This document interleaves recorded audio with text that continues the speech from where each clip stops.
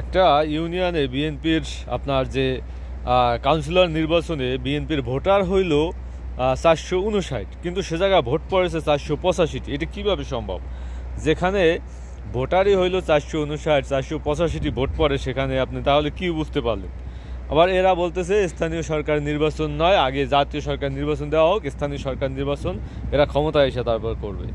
মানে বুঝতে পারতেছেন যে আসলে যারা নিজেদের দলের ভিতরের যে একটা কাউন্সিলর নির্বাচন, এটাকে তারা সামাল দিতে পারতেছে না। এখানে ভোটারবিহীন লোক আসে ভোট দিতেছে, মানে ভাবা যায়, কল্পনা করা যায়? তো আসলে এদের হাতে যখন আপনি রাষ্ট্র তুলে দিবেন, এরা আসলে কি করবে?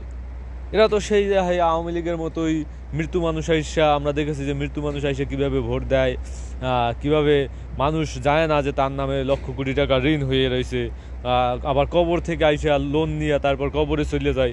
এই ধরনের ঘটনা তো আওয়ামী লীগ আমলে ঘটেছে। তো সেই ঘটনার কি পুনরাবৃত্তি আমরা দেখতে যাব?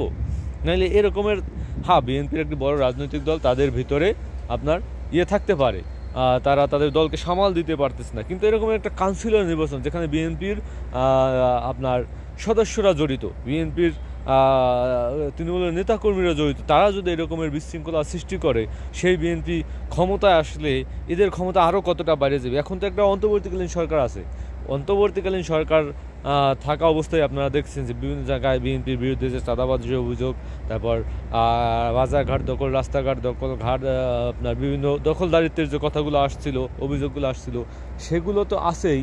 তারপরে যদি তাদের এরকমের অধপতন আমাদেরকে দেখতে হয়, তাহলে সেই দল ক্ষমতায় আসলে আসলে বাংলাদেশের জনগণ কতটা নিরাপদ থাকবে, বা তারা যে সেই অত্যাচার, দমন পীড়ন, নির্যাতন, নিপীড়ন চালাবে না, তার নিশ্চয়তা কতটুকু?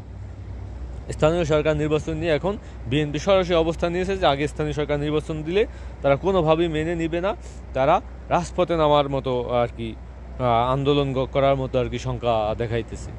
তো বিএনপি আসলে আপনারা দেখেছেন যে আপনার এই যে 24-এর 5ই আগস্টের পর অনেক ঘটনায় কিন্তু বিএনপির সিদ্ধান্ত হয়েছে। যেমন বিপ্লবী সরকার, প্রথমে জাতীয় সরকারের প্রস্তাব আসছিল, সেটা করতে দেওয়া হয় নাই। বিপ্লবী সরকার করতে দেওয়া হয় নাই।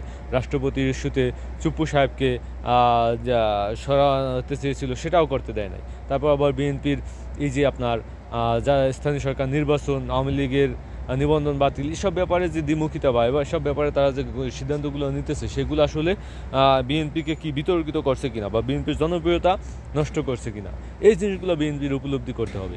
বিএনপির জায়গা থেকে একেবারে ঊর্ধ্বতন তারেক রহমান যেসব নির্দেশনা দিতেছেন, যেসব কথাবার্তা বলতেছেন, একেবারে তৃণমূল পর্যায়ে তার বাস্তবতা ঘটতেছে না। তৃণমূল পর্যায়ে সেই কথা মানতেছে না, বা তৃণমূল পর্যায় পর্যন্ত সেই কথা আপনার যাচ্ছে না।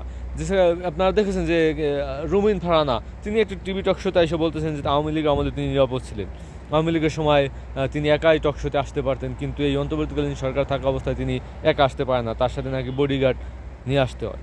তো এরকমের পরিস্থিতির মধ্যে দিয়ে এই ধরনের কথাবার্তা কিন্তু তারা বলে যাইতেছেন। তো এরকমের বক্তৃতা বা এরকমের কথাবার্তা জনগণের মনে বিএনপির জায়গায় কি ছেদ ঘটাচ্ছে কিনা, বা বিতর্কের জন্ম দিচ্ছে কিনা, যে আসলে বিএনপি ক্ষমতা আসলে বা বিএনপির হাতে ক্ষমতা তুলে দিলে বিএনপি কি করবে। তারা তো আগের থেকেই বিএনপি ক্ষমতায় না আসার থেকেই তারা বিতর্কিত। নির্যাতন, নিপীড়ন তা বিএনপির উপর গেছে, সেই জায়গা থেকে তাদেরকে তো ধৈর্য ধরতে হবে। ধৈর্য, যেহেতু অন্তর্বর্তীকালীন সরকারের মধ্য দিয়ে দেশটা যাইতেছে, ধৈর্য ধরতে হবে। তো ধৈর্য না ধরে তারা যদি এভাবে বিভিন্ন ঘটনার বিতর্কের সৃষ্টি করে, বিতর্কের জন্ম দেয়, সেটা কিন্তু বিএনপির জন্য আপনার রেড অ্যালার্ট স্বরূপ।